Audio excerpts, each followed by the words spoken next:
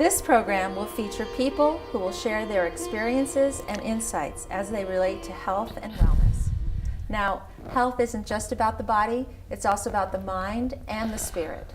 So we'll be covering topics from education, the arts, career, and relationships.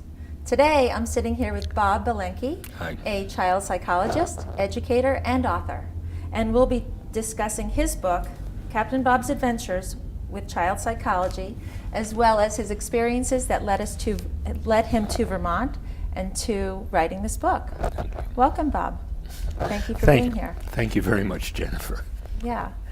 So to get started, can you just tell us a little bit about yourself?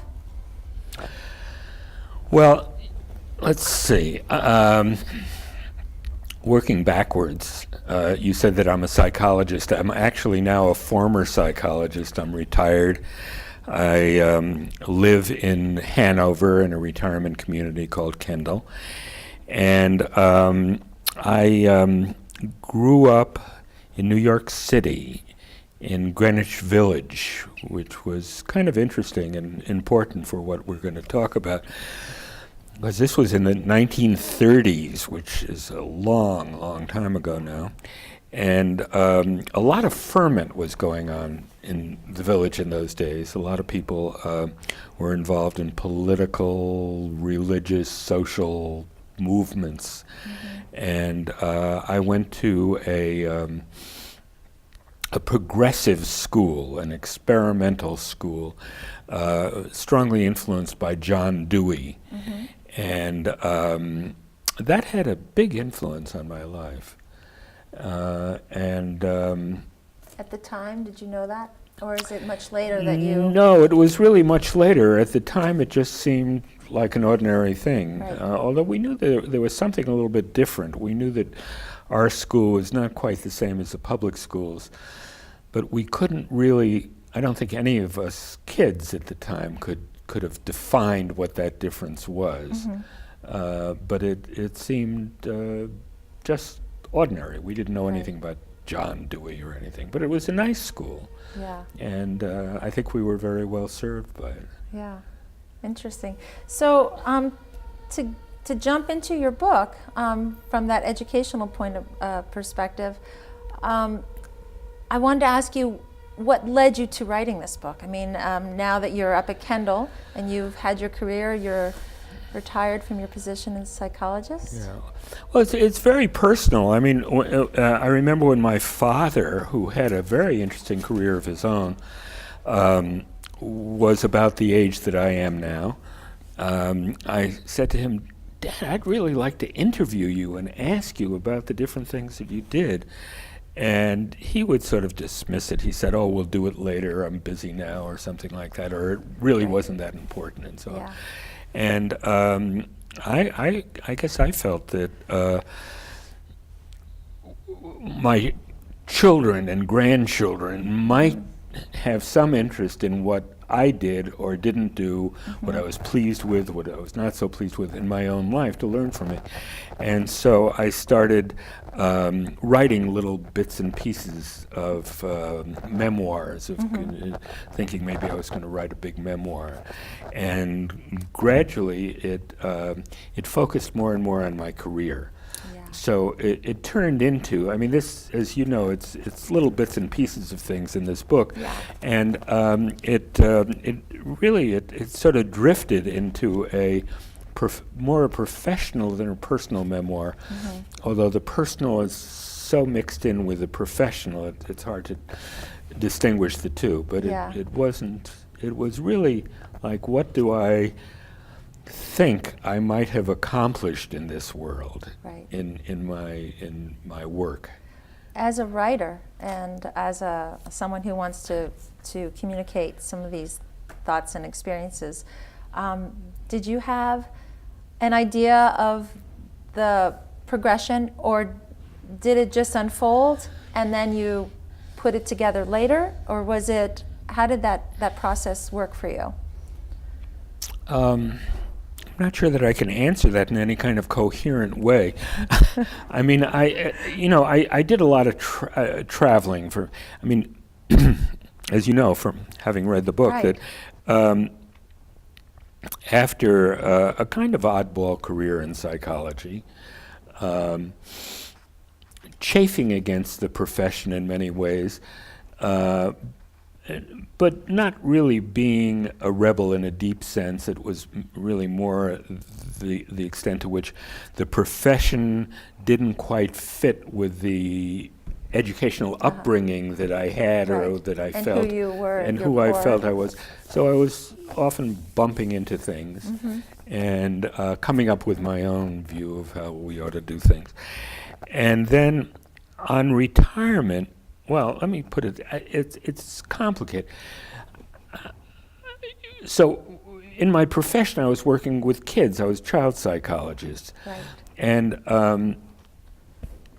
the kids, I had really two groups of kids I was working with, you might say. They weren't grouped that way, but looking back on it, you can say, well, I worked with poor kids and rich kids. Right. So rich kids could pay, and I needed them. But the poor kids, in many ways, were what I was fascinated by. Yeah. And a lot of these kids, both poor and rich, actually had families. Sometimes marginally functioning families, sometimes well-functioning families. They had problems, whatever it was. But then by the time I retired, I got myself worked up with interest about kids who don't have families. Working in Vermont, I did find a number of kids who didn't have families. One of the chapters, the book doesn't really work on chapters, but one of the things that I did in my distinguished career was to work in a reform school.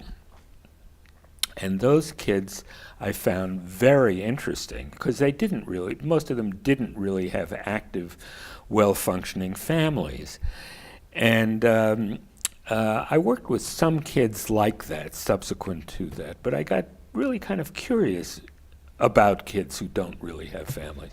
So I got close, when I approached the age of 65 that normal people like to retire, and I got more and more interested in that, and then I worked myself up to a considerable interest in retirement because my plan then was to go to visit two countries that had a lot of children who live on the streets. Right. Or who live in institutions. And I wanted to kind of immerse myself into that kind of scene and see if I had any insights as to how to deal with these kind of kids. And by coincidence, about the time that I was ready to do this, actually shortly before that, I heard from relatives in Russia who during the Stalinist regime weren't allowed to have relatives in the United States pretty much. They could have been in trouble. So the Soviet Union fell down and collapsed. And I heard from this cousin in Russia saying, oh, we know about you, and your uncle and grandmother visited me in such and such a village back in 1935, and we remember that you have relatives. Why don't and so on. And anyway, to make a long story, what? How yes, serendipitous. It was. So I visited there, and it turned out that this cousin, long since dead now, had a neighbor living downstairs in one of these huge Soviet-era apartment buildings, and the woman was running really a shelter for homeless children, for any children. And I visited her shelter and spent a lot of time there, lived in there for a while, and was fascinated by the scene. Then I got involved with other Russian institutions for children. And pretty much at the same time, actually in 1980, boy, I'm making this way longer and more complicated than it needs to be. But in 1980, our daughter, Alice, who was about 20 at the time, 21, was working in a daycare center in Cambridge, Massachusetts, which was in a neighborhood that had a lot of Haitian immigrants living in it. And one day she came to my wife and I, and she said, hey, guess what, folks? I'm so interested in Haitian culture, I'm going to Haiti. And I thought that was awful. So I said, Alice, it's so dangerous in Haiti. You don't want to. I don't want to. Don't go to Haiti. And she said, essentially, look, I don't care what you say. I'm a grown-up. I'll do anything I want. I'm going to Haiti. And then I sort of sheepishly said, well, Alice, I'll tell you what. I need to practice my French. Of course, I didn't know that they don't really speak French in Haiti. They speak Haitian Creole, but they do. Some people speak. And I said, how about if I go with you and to practice my French? Right. And I thought she was going to hit me, but instead she said, sure, Dad, why don't you come along? We'll have a great time. So I was pleased. And we went to Haiti. And of course, Haiti is full of a lot of street kids. And Alice was very good with children, and we were followed everywhere we went by a lot of kids. And then a couple of years later, our son Michael said, hey, Dad, you took Alice to Haiti. Why don't you take me? And so I went again. I didn't realize you went with your son. Yeah, that wasn't, I don't know, I guess I didn't mention that. And he also was good with kids. Everywhere we went, we were followed by kids. And a lot of these kids were basically homeless. And so I really immersed myself in it. And that was in when I was 65, and then I kept visiting. I kept going back, so I made about, I think I counted 19 trips to Haiti or something like that, almost the same number to Russia. Maybe 19 is a little high, but it was... And how many times you went to Russia? Maybe about the same. But they would be short trips. I wouldn't really live there, but when I would go to these countries, particularly Russia, Russia is a little bit more like the United States than Haiti is, in that they have a lot of institutions in Russia. Some of them are just awful. And Russia is sort of like on a much broader continuum than we are. So when they're bad, they're really bad. But when they're good, they tend to be excellent. So on the other end of the continuum. So I found a couple of really excellent places, and I just kind of moved in for a week or two. Oh, that's great. And I became the grandpa of the children's shelter. I remember reading that, and they did call me Grandpa. Grandpa, yeah. Capt'n Bob. And pretty much the same thing in Haiti, but Haiti is really more a tribal society. And they're not big into, the institutions there tend to be started by and run by Europeans. Americans are Europeans. They have orphanages, most of which I didn't like at all. But where Haiti excels, way beyond Russia or the United States, is in their village culture. If you can go to a village that's still well functioning, they really do take care of their kids in a very nice way. You know, Hillary Clinton famously said, it takes a village. And I believe her. I think that she's right. And that's a model maybe where other countries like ourselves could learn something from them. They really do way better than we do it in terms of a sense of community. But of course, all that breaks down in the big city. Right. There are actually a few big cities in Haiti, but one huge one, which is Port-au-Prince. And even in Port-au-Prince, neighborhoods have a sense of village and stuff, but a lot of that breaks down and gets to be pretty awful. But if you can find the right rural area, you see where they're not starving, at least, you can see a real community taking care of kids. Wow. Yeah. Well, it seems like your career it got launched. Introduce us a little bit to how you fell into the realm of being a psychologist, child psychologist. Well, I had no thought about being a child psychologist to begin with. My parents, my father, after having an adventuresome career working with Soviet Jews in the 1920s, he was a Russian Jew, became an American citizen before the revolution, but as a native Russian speaker, he went back to Russia and he learned about farm machinery in the United States, went back and taught people how to use it. So it was very adventuresome. But then, after he married my mother and I was born and so on, he became a shopkeeper in New York. They had a sort of a Russian gift store, and that was it. And in the back of my mind, I guess at an early age, I thought, well, what the heck, I'm going to run a Russian gift store. But I had no pressure from my parents to do that, really. And as I got older, I thought, God, this is so boring. I could never be a businessman. And I went to college.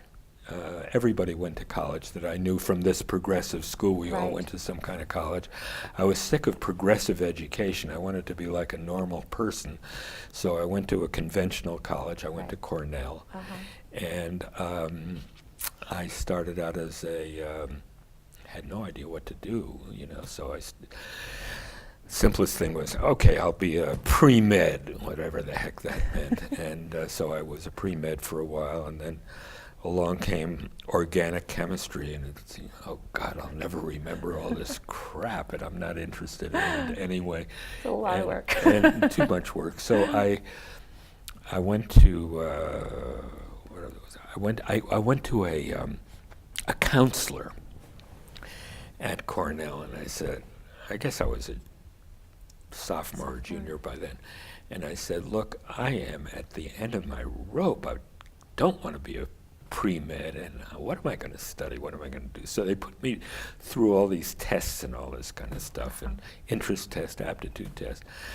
Then the guy says to me afterwards, he says, according to your abilities and interests, you could be an English major. You could work towards being an English professor. That's what you ought to be. And I said, wow, that's a good idea, because the neat thing about being an English major is that you don't have to go to labs, and they took so much time in this pre-med thing. So all you got to do is read books, and that's write a little bit. Which here you and like there. a little bit. I've always liked to kind of scribble, not real serious writing. And I thought, well, that's a good idea. So I got to be that, and then I approached one of my favorite English professors, who later became pretty well known. I said, hey, guess what? I'm going to be an English professor like you someday. And he said, you know how much we earn? You know how much we make? And I said, no. What are you thinking? He said, well, I make about $2,000 a year, which even then was no money at all. So I didn't know what to do. And meanwhile, the point is, again, I'm making it way too long. Pretty much all through high school and for part of college, I would work at summer camps with kids, just as a job, just for the fun of it. And I got to be the waterfront director. Particularly interesting was being a waterfront director at the New Jersey camp for blind children. And wow, that would be stressful. No, it was really fun. It was really good. I had no thought about doing that as a profession, but it was kind of a fun thing to do for the summer. And I noticed, not making a big thing about it at the time, but I noticed that a lot of these blind kids during the year would be sitting home and sort of listening to TV. They couldn't see TV, but they would listen to the TV. And they were getting fat, and their muscles were no good at all. And so there I was, basically a sports counselor. So I would train these kids to use their muscles. And we all noticed that after a period of the camp, it wasn't just the waterfront, but it was the arts and crafts and all these other things you do at camps. Normal camp, it was just a great little camp run by the Commission for the blind in New Jersey, it's state camp, you would notice after the kids would be there for a month, that would be a standard time. Some kids were there for a little less, some there for the whole summer. You see these amazing personality changes, these wimpy little fat kids by the end of the summer would become, hardened and a little bit on the juvenile delinquent side, but they were having fun, and they were exploring and all that. And I remember once there was a Boy Scout camp nearby, and the Boy Scout. None of this is in the book. This is great. This is a little for the next book. I love it. But it's consistent with what actually is in the book. But I remember that there was a camp nearby of Boy Scouts, and they visited, and these Boy Scouts felt so sorry for the poor blind kids. So the blind kids resented that. And so we worked on them in the waterfront, and we got a few of them to be really good swimmers. So then we challenged them to a swimming meet, and the blind kids actually won at least some of the races. And the Boy Scouts, what? This is amazing. So anyway, to make, I'm very hard pressed to make a long story short here. But so what happened is that I graduated college as an English major, didn't know what to do as an English major, tried being a journalist, tried going into advertising, none of that quite worked. So I went back to the person who was my boss at the New Jersey Commission for the Blind. His name was Josephine Taylor, great educator, great lady. So I said, Joe, what am I going to do with myself? So she's a very tough lady. She's long since dead, but really, you don't fool around with Joe Taylor. So she looks me straight in the eye and she says, you've got to become a psychologist in the field of the blind. Wow.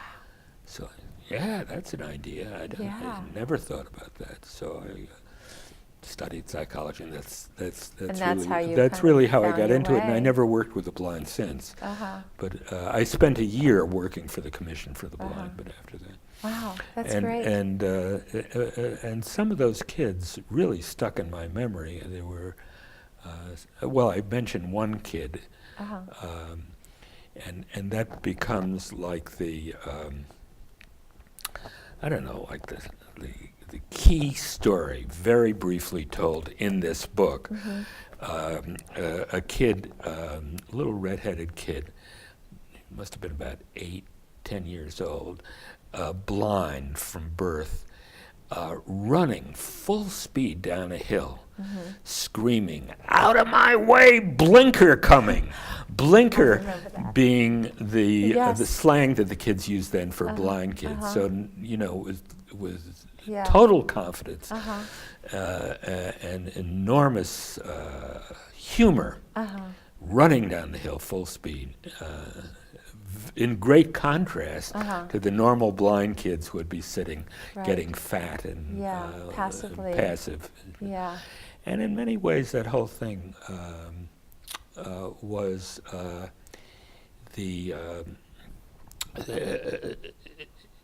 central to the formation of my thinking about what you got to do with kids. Right, and that's a good segue because you have your background, with the school that you grew up through, and then finding your way into psychology. You have some core beliefs, and I think throughout your career, and that becomes evident in the book. Some of those core beliefs butt up against the structures that we have here in our culture, or the structures. I don't know if it's culture is the right word, but that's a good way of putting it. And that has kind of given your career path different paths, or you've navigated different ways that were unexpected. I don't know if you could tell us a little bit about that. It's a good question, and I'm sorry, folks who were watching this conversation, that I really am giving you much more than you're asking for. I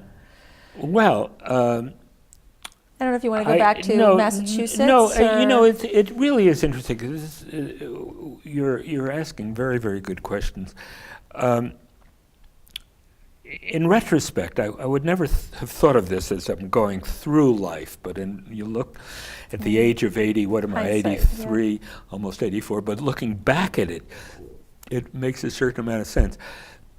I never thought about myself as being an excessively secure individual. But in retrospect, it seems that I probably was. I mean, I had good parents. They took good care of me. I wasn't ever in need. They worked hard. I didn't always see them. I told you they had this little shop. Had the shop. And Yeah. my mother worked in it just as much as my father did. And there was very little conflict between the two of them. It was a very, very much an egalitarian marriage.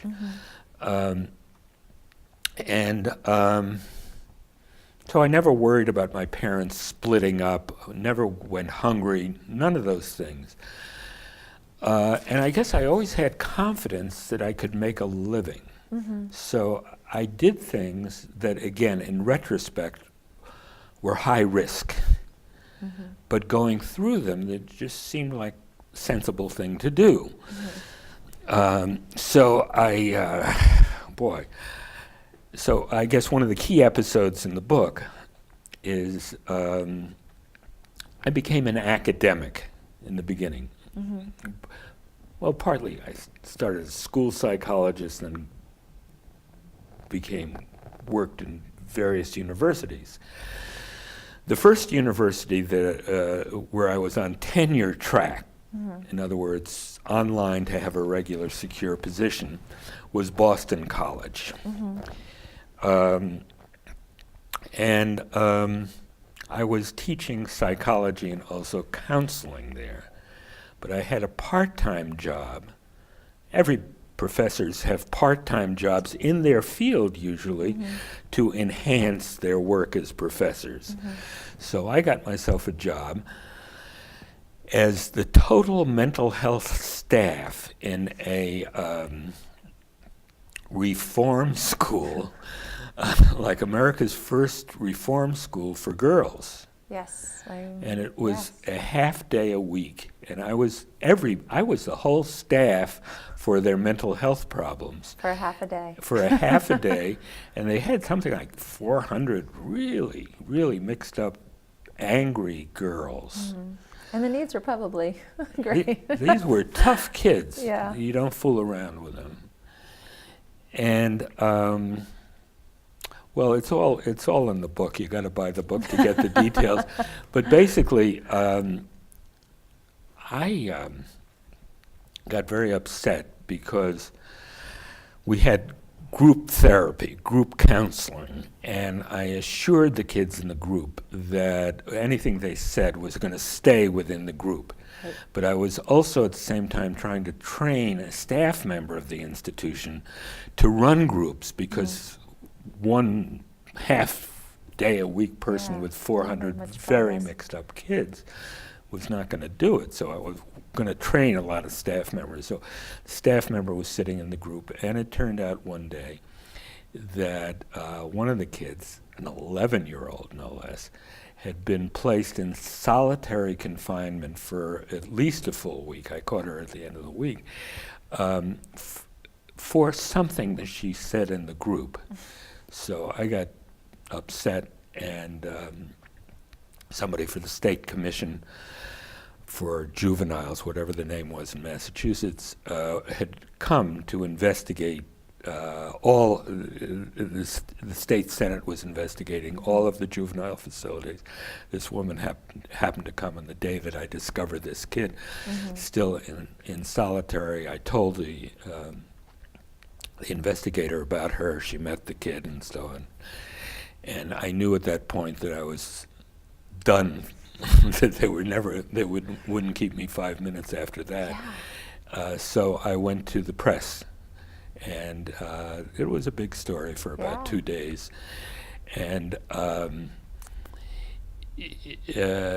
did other things. I testified with State Commission about hitting the kids on the hand with a rattan when they're bad in school and stuff like that. Did that publicity change any policies at all, do you think? Or did you learn? Well, it wasn't just me. At the time, remember this was the 60s, 60s, it was, no, not early 70s, it was 60s, and there was sort of a lot of reform stuff going on, and there was a successful reform effort to close down these reform schools, both for the boys and the girls. But what replaced them was not anything any better, really. They just reduce the funding for anything that you're doing with kids. So anyway, the word got back to the powers that be at Boston College, and they tried to fire me. It's all, again, it's all in the book. But anyway, which was an unintended consequence. yeah, but I wanted to leave there anyway, and it didn't really matter. And then they gave me a full year's salary if I would just leave, and I took it, and that's what enabled us very easily to go to Vermont, because I had all that money. Vermont. And meanwhile, I got another job. I left Boston. It was all so easy. Kids don't have it that easy anymore. So I left Boston College in mutual agreement. They wanted to get rid of me, and I was done with them. And the next year, I worked for a combination of Boston University and the Massachusetts Mental Health Center, which is something else again. So I got another job, no big deal. And then what the heck? Sorry about that. I'll go to Vermont and work for Goddard College, which is a more sort of radical, progressive education institution. And I'll be happier there. And it worked. It was very easy. I never lost a day's pay. Yeah. Today, I don't think kids could do that. How did you hear about Goddard? I mean, you were obviously in the. Well, it was another state. It was another state, but Goddard was very famous in certain circles, so everybody knew about Goddard. Yeah. So I knew it was a radical thing. At the time, kids were going to Goddard. It was like a mecca. It was like a great magnet for kids, some of whom were totally nuts. Woodstock of education. And some of them were brilliant, wonderful kids, very creative and so on. So I thought I would be happy there, and I was in many ways, but there were lots of opportunities to fight with the administration there too, and I would do so happily, gleefully, and so that was the career. But the important thing about Vermont, in terms of working with kids, I could really do it my way, and I was very pleased with. I came out of that whole thing with a great deal of arrogant self-satisfaction. Did you have, when you went into it initially, did you have a plan? Or did it just unfold as it took shape? Kind of Both. When I was in Boston, at the same time I was working with, I was teaching, but then I had those teaching at Boston College or Boston University, whichever it was. I had these projects going. I would pull students into the projects, and a lot of them had to do with kids on the street. As I say, those are the kind of kids who I found most interesting somehow. And we would take kids sometimes to state parks. Massachusetts state parks or New Hampshire state park, and we'd sit around the fire and talk, and then we'd go home that night. We wouldn't spend the whole night, or we'd go to the beach or something like that. And I thought those were really interesting and very, not only the information that kids gave me, learning about the kids, but also it seemed to be very useful for the kids. So I came up with this ad hoc theory in my own mind, which I didn't really clearly formulate until much later, is that if you're going to work with urban kids, or maybe kids in any circumstance, and you really want to make a difference for the kids, the thing to do is to take them out of that situation temporarily, not long term, but temporarily, like going to the beach and sitting around and talking apart from swimming or other things. Or you take them out to the woods and you march around the woods, and that's kind of fun. But then you sit around the campfire and you just kind of talk, and then you go back home. That has the effect of giving kids something of a perspective on their own lives. And that's what people try to achieve in psychotherapy. But you don't really need the psychotherapy. You need a change of milieu, change of venue. And so I thought that, wow, if we could go to Vermont, you see, if we could go to some rural area, for a while I was thinking about Nova Scotia, incidentally, that's another whole thing. If we could go to some really different place, we could set up a very informal kind of woodland Like a retreat center. And then we could get urban kids out there and we can work with them and so on. And then they go back home and then they come again if they need to. And so that was the idea. I wanted to set something like that up. And the idea of working at Goddard College was to be have an affiliation with kind of a compatible educational institution.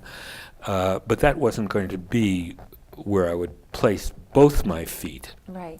Maybe eventually I would have one toe at Goddard College, but both feet really in the woods. And I did that. We set up I bought, eventually it was 130 acres of land, just bordering a huge state forest on a lake and all this kind of stuff, very near a lake. Called it the Clearing. And we had first a lot of kids from Boston would come up. Well, we had kids from Boston over a long period of time. And we had a lot of Vermont kids. And with none of these kids could I earn any money. This was another thing about the arrogance that I had, because, you know, I always felt that get money if I need it, but I don't really need it right now.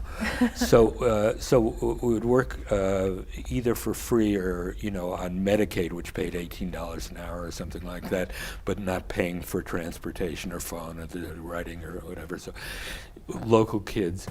And also, for a period of time, I worked with kids from prep schools, kids from prep schools who were being thrown out for either academic reasons or smoking dope or stealing or sex or something.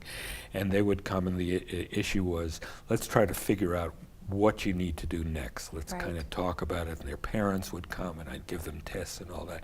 So the prep school kids I could actually charge for. A professional amount. So that's what I did. And then I quit Goddard and worked full time at this for about 15 years. And it worked really well. And I still occasionally hear from kids who were part of that, and it was that's something that I'm really very proud of. I bet you are. I'm very proud of that. And then as I say, I decided that I was going to quit everything having to do with everything that I had done up to that point, and run around the world a little bit and try to get some sort of international perspective on all this. And I did, and that was interesting.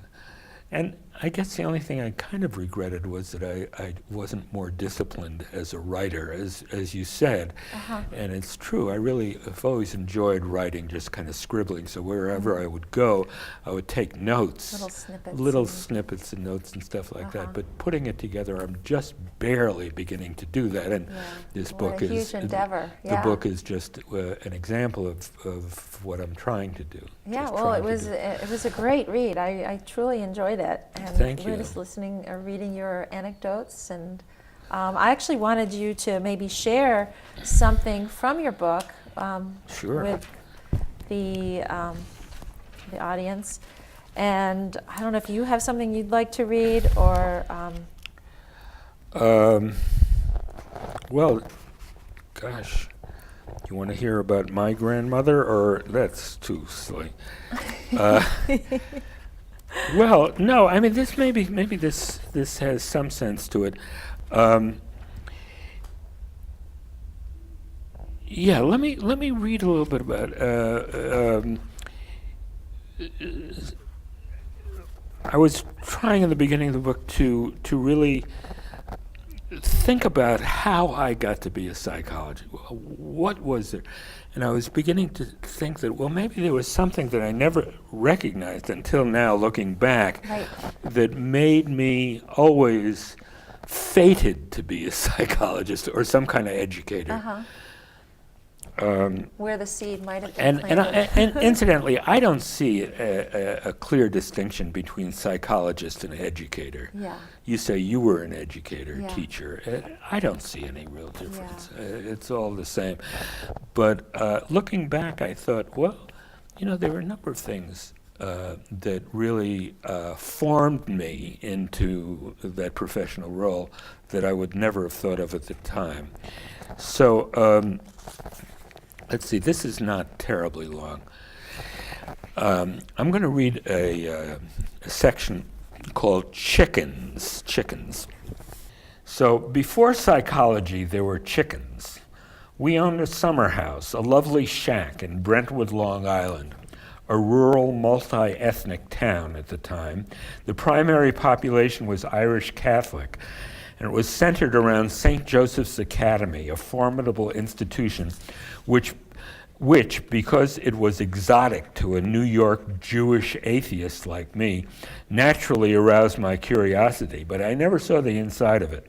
The newer residents were Russian emigres, white Russians, I imagine. They hung out at Mr. Ipatov's guest house, a somber establishment on First Avenue and 3rd Street, where people waved their hands and argued expansively in their impenetrable tongue as they huddled around the wooden pitched roof radio with shortwave bands to hear the news from Europe. Our clapboard house was bought by my parents at a bargain price in the early Depression years. It was situated on a 1-acre plot on the corner of 4th Avenue and 2nd Street. We kept chickens during the summer just for the fun of it at first, later because of the war effort. The war did not begin until, depending on how you count, 1937, 1939, or 1941. We first bought chickens maybe in 1935 or 1936. Our chicken involvement became serious during most of the war years until 1944. That was when I was 13. We raised chickens because my father had always wanted to be a farmer and had studied agriculture, but ended up a shopkeeper in Greenwich Village and was able to take up farming only in the summertime in Brentwood. So each summer we had many chickens on that tiny farm. I was responsible for their care more than anyone else in the family. I loved them. They were my siblings. I was an only child, incidentally. I was horrified at the thought of eating chickens, which I suppose made me difficult to live with. I made sure that the chickens were snug each evening in the chicken house, the one that Cousin Boris built. They had to be locked up because foxes were always on the prowl. Chicken lives were thus constantly at risk. Fortunately, our chickens hopped onto their roost willingly, even happily, at night, for the most part, but I do remember occasionally having to chase them in. Was that really necessary, I wonder? Maybe it was because of the long summer days. They did not get to bed until 9:30 or so, which was very late for chickens, as well as for a boy my age. One evening, I came down with a fever, followed by several unfortunate circumstances that occurred at once. It was about 8 o'clock and a rainstorm had begun with massive torrents of rain that descended in slobby drops. "I gotta get those chickens to bed," I screamed as I headed for the door. "You are sick and are not going out in this weather," my mother not unreasonably shouted back. "I'll catch them," Grandma Jenny screamed. Off she went, overweight, red-faced, huffing, puffing, skirt, blouse, and kerchief flying in the wind, in the wild, wet wind. Chickens squawking, scattering across the yard just like a flock of little grandmothers. My Grandma Jenny gasping for breath. "Your heart, Mama, your heart," my mother hollered. Dizzy with fever, reason buried deep in my sorry temper tantrum, screaming and kicking, I escaped my mother's firm grasp and scampered outdoors in my bare feet, the rain descending in wild and windy torrents. Fortunately, it was but a warm rain, a mere summer deluge. In no time, 5 minutes or maybe 6, I managed to scare each and every one of those at-risk chickens to the dry safety of their coop and return to the house, proud, defiant, and beaming. "Change into dry pajamas," my mother said wearily, "and get right to bed." Grandma sat on the kitchen chair, wheezing and wiping her brow. And that is how I got to be a psychologist. Chickens. So that was a thing from the book. You see, the book is not really a textbook on, It isn't, on but psychology. It's all kinds of episodes. I love the entertaining nature of that. The pictures back into time in your childhood, and there's little anecdotes because it invariably helps you or reminds you of your own childhood and the relationship to animals or to grandparents and things like that. Well, if you become a teacher of psychology, you really never grow up. That's the thing. Yeah. I enjoyed that piece, and I love the story. There's another story, and I won't give it away, but there's a story about you and your dog, which was a very memorable story. Oh, yeah. Yeah, and we're just getting the dog, Bozo, I think. yeah. Yeah, and as well, I think we talked earlier before we started this conversation, but about your Russian experience and the Pruitt Almas. Pruitt Almas, yes. Almas, and my being a mother and a teacher, I've always been, I guess, in my own relationship to my own mother, who was an artist, attracted to how the arts can weave in with education, and how when that happens, magic can happen. Absolutely. For many, many people, most people. And on page 87, there was just a sentence that talks about the Almas and their commitment to the arts. I don't know if you can talk about that. Right. This is, I mentioned that going to Russia, I found a couple of institutions that I thought were really good. And this was one of them. And I could read a little bit about it, but first I should tell you that the guy who founded it, who was the director when I was there, a guy by the name of Mikhail Makarovich, known as Makarich by everybody, was himself an orphan. Or at least he thought he was an orphan. During the Second World War, his parents disappeared. They showed up later, and he thought that he was very damaged personally by his experience in this very conventional Russian orphanage. And what saved him, he thought, and I'm sure he was right, was that the orphanage was located in St. Petersburg, not far from the St. Petersburg Children's Theater.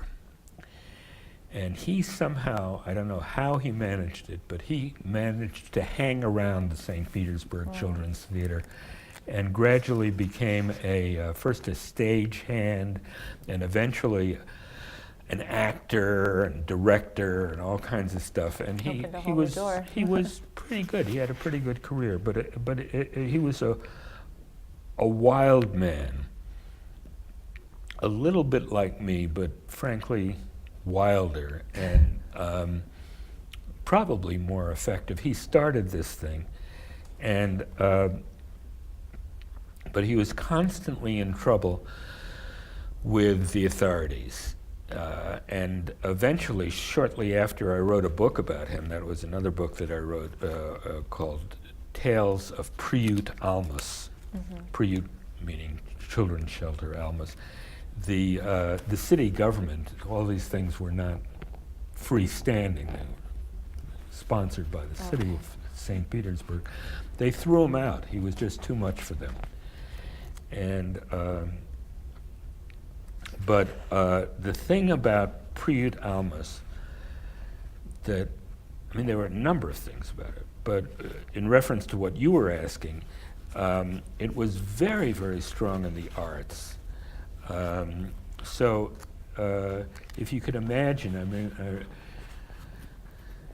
I remember once, and this is in the other book, not in this book, but I remember going to a museum, a very distinguished museum, not, well, in St. Petersburg with a bunch of these kids. I was one of the staff members. I lived in that Priut in the children's shelter for a couple of weeks, and I was basically a staff member when I was there.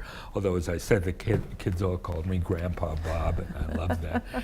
And so these wild kids who had been living on the streets, uncared for, that was what many of them were. They weren't all like that. But some were pretty crazy, difficult kids, going to a high-class museum, an art museum, and looking around and all this thing.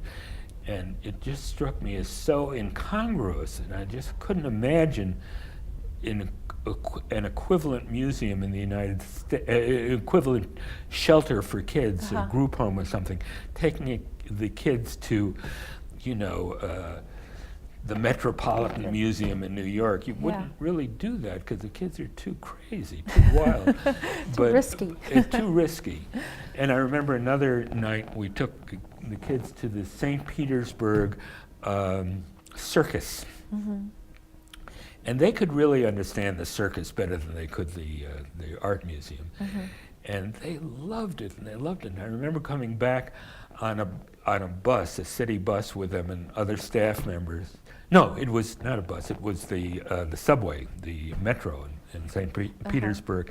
And these kids were swinging on poles, and they were acting like the clowns they saw in the circus. And these staid Russians were looking at us like we were so irresponsible letting these kids behave like that. They should have been, you know, sitting stiffly on the seats, but instead we were letting them go wild. What was the age range with these children? Well, the kids, they were, I would say, somewhere between 5 and 12 or something like that. Undisciplined kids, but it was an introduction to the arts, and also within the institution they did a lot of stuff like painting and stuff like that. And they didn't do theater, interestingly. And I once said to Makarich, he couldn't speak any English, and my Russian was terrible. And but it was enough so that we could communicate. And I said to him, Makarich, you're a man of the theater. You're a distinguished man of the theater, St. Petersburg Children's Theater. My God, you're... And here you are running an institution for children and stuff like that. Why don't you have a theater program here? You let them paint, but you don't let them be in the theater. He said, this is so crazy. He said, well, he said, these children are not talented enough. I can't. Talented enough, Makarich. It's So it's such a contradiction. With one foot, and he takes it away. Yeah. Oh. So Was he on his own doing this? Was this his own endeavor? Is this well, maybe he was? he had he's a brilliant man, Yeah. and he had a following of people who really worshipped him. So while he was in the theater, they had like the Russians in that period of time. They had like they were living in groups together. They couldn't afford their own apartments, so they would have like these communal apartments. And again, this is in the is this the 80s or? Well, he started this long before. I mean, he started what I'm talking about now, which is the communal apartment. Okay. Sort of before that, he collected some of his friends there, and they they were all sort of intellectuals, all sort of brilliant and all having marginal involvements with the world of work. And they all decided that what they wanted to do is set up a family, including with them and some of the mixed up kids in the community. And they were going to take care of them better than the institution, the orphanage that Makarich grew up in. So they wanted to do that, but the city put a stop to it. They said, look, you've either got to be, you got a choice. You can either be an orphanage, and we'll license you to be an orphanage, or you can be a children's shelter. Oh, And so to be a children's shelter, you have to meet all these rules and regulations. And one of the things is that you cannot keep a child for more than a full calendar year. By the end of that year, the kid has either got to go back to his her original home, or be adopted, or go to an orphanage. And the year would come to an end, and Makarich said, I can't let this kid, the kid has no home, I can't let this kid go to an orphanage, this is crazy. So he'd go and argue brilliantly and impolitely with the staid Russian bureaucrat who was in charge of all this stuff. And they were afraid of him and they hated him. And shortly after I finished the book, I got a notice from somebody, mutual friend in Russia, who said, they kicked him out. This is the end. They kicked him out, which was a pity. So their problems with bureaucrats are actually worse than ours. Yeah, yeah. But he was, you know, in the He minds sounds of... like someone who tried to do something similar. I mean, you had your own picture of what you wanted to do with the clearing. Yeah. And he was creating his own clearing in the He middle of St. was, Petersburg. and it was, when it was going, it was very, very good. And his staff, the people that he attracted, because he was such an interesting character, there were a lot of sort of marginally employed, brilliant academics, for example, who were working with kids. One guy I remember, he was a, God, I can't remember his field. I think he was an astronomer from St. Petersburg University. And he he lost the job. He had a marginal position there, and he took up the job working with miserable street kids working in Makarich's institution. And I said, well, why are you doing this? And he said, well, you know, I can't be a professor right now, but I think the most important thing to do in the world is to help bring up children. Oh, and so you had people of that caliber, because of Makarich's great attraction, working for him.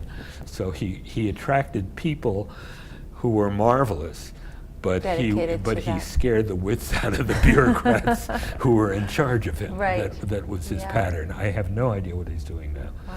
Wow, that's fascinating. Yeah.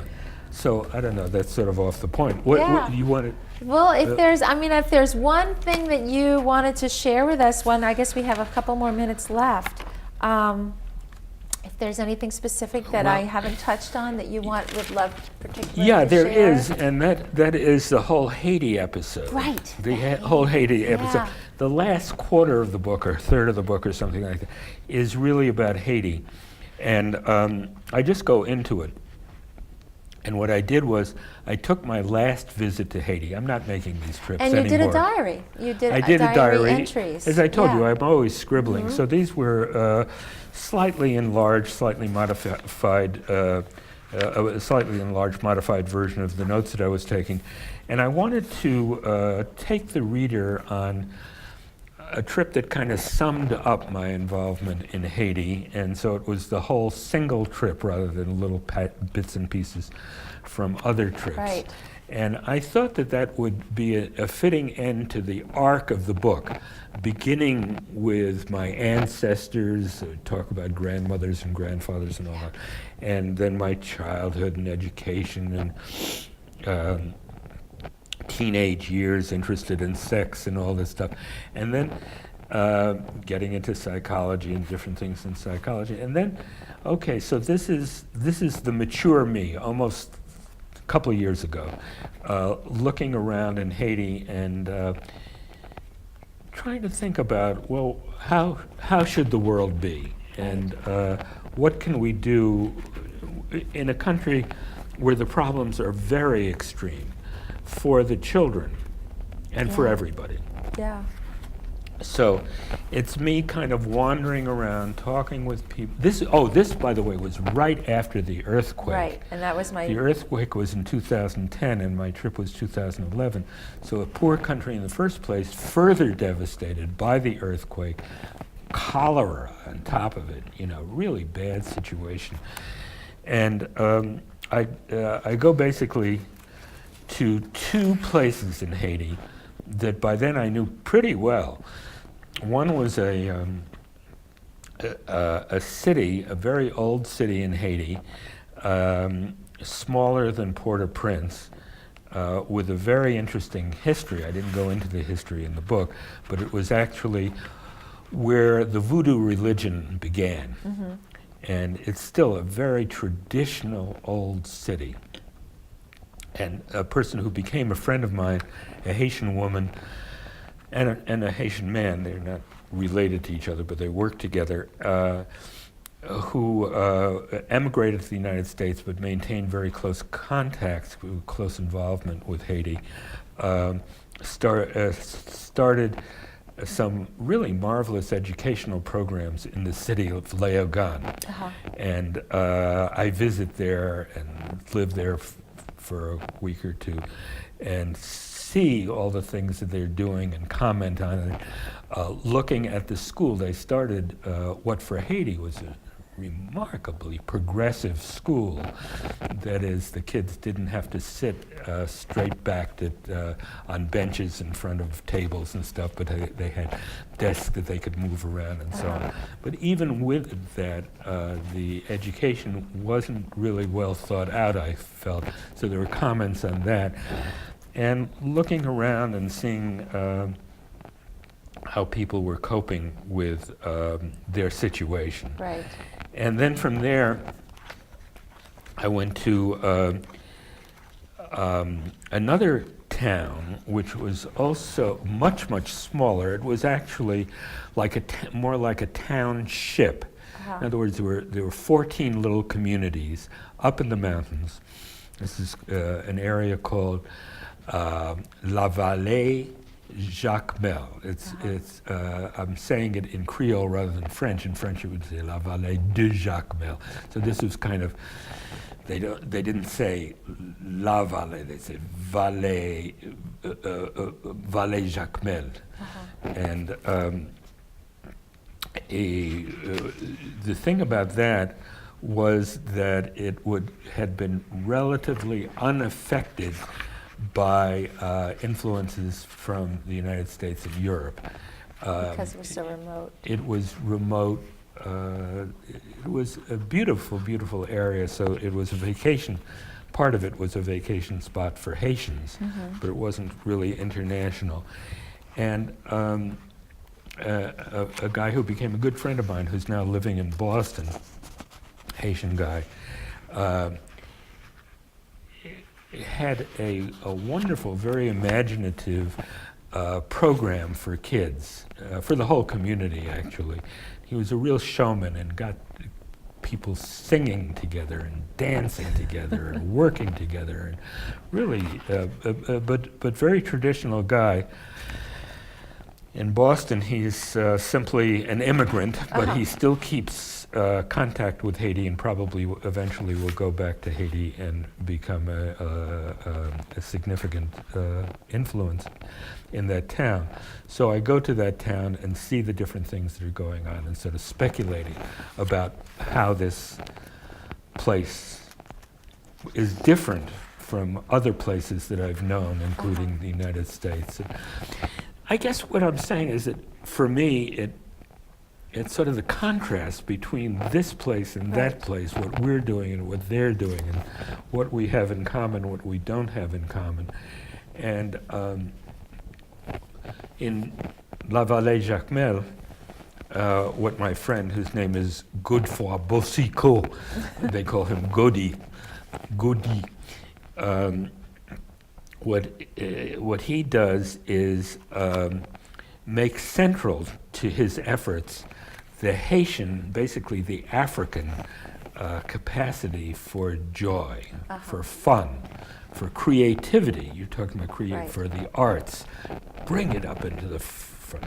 And kids who are brought up in very strict traditional Haitian homes all of a sudden are cutting loose and they're laughing and dancing and doing this and doing that, playing soccer or doing it. So it's very, very exciting. Yeah. And also the programs in La Vallée Jacmel are also very practical in that they teach the kids about agriculture, and they have a way of selling their produce in the local community, and also some of it actually goes as far as Port-au-Prince. Oh. So it's entrepreneurial as well as and educational. self-sustainable in terms Self- of helping them Yes. create a future Yeah. for themselves. They have many, many problems, Yeah. but somehow the ideas really appeal to me very much. So this is like the mature me, more or less Yeah. mature, looking at how this country, that particular country, Haiti, is getting it together in several ways that are consistent with what I came to believe ought to be done anyway. Right. And that's how the book ends. Yeah. That's how the book it ends. was- So it that's was- what I'm It was a trying to- great insight into, I could see also that you were drawing upon all your experiences. Right, I'm trying to, And, yeah. yeah. Trying to make sense of it all, but it's really hard, and I'm not doing But it there are as some an... consistent themes, I think, and those themes are, back to nature, education in terms of being able to, we talked about who you dedicated this book to, or you have the quote, Paolo Freire. Paulo Freire, yeah, great man. Be your own educator, not the student of Paulo Freire, Yeah. and his philosophy about how children.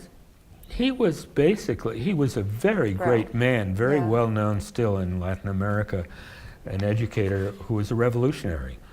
And his revolutionary vision was very similar to Dewey's Yeah. revolutionary thing, which is to facilitate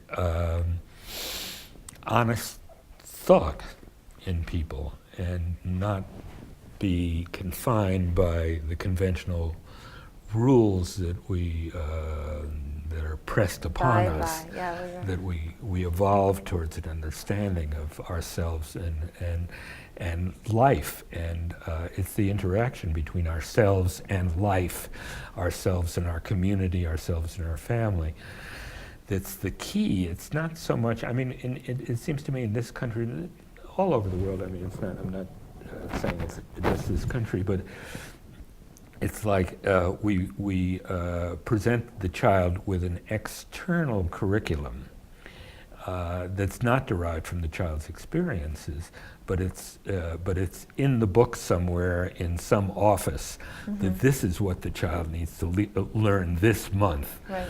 And you see this very dramatically, more so than in the United States, in several European countries, and Russia's one that I know best, where you go I knew several schools in the suburb of Moscow where I spent a lot of time, and then a couple of days later I'm in St. Petersburg and I'm hanging around another school, and they're working on the same book, the same chapter, and it's so rigid. Yeah. And then there's the external punishment if you don't do it exactly the right way, the same way that it's done. Right. We're not dealing with widgets, we're dealing with human beings. We're dealing with and human beings. Children find that joy Yeah, and if you get the kids going right, it turns out that the dumbest kid is absolutely brilliant. Yeah. And nobody would have imagined that. Yeah. And so it's setting it up right. I make, in this book, I make a lot of references to my relationship with our current dog, Millie. And my wife and I sort of talk about how, well, we never train Millie exactly. We sort of go on walks with her and kind of talk with her and communicate with her. Yeah. She's a very, she's a very reasonable dog. She wants to do the right thing, and she goes off on her own. And but if you want her back, you say, "Hey, Millie, you come back." You don't demand it, or you don't even give her a cookie for it. Yeah. You say, "Come over here, Millie. I need you over here." And she comes back, and then she back. goes off and chases leaves and finds a squirrel to run after and stuff like that. So it's very similar to how to deal with kids, I think. Yeah, yeah. Human beings and living creatures. Well, thank you so much, Bob, Well, for thank you, coming Jennifer. today and Yeah. sharing your book and thoughts. Look forward to reading your other books. Well, Yeah. thank you so much, Yeah. Jennifer. I really appreciate this. Take care. Thanks. Goodbye, everybody.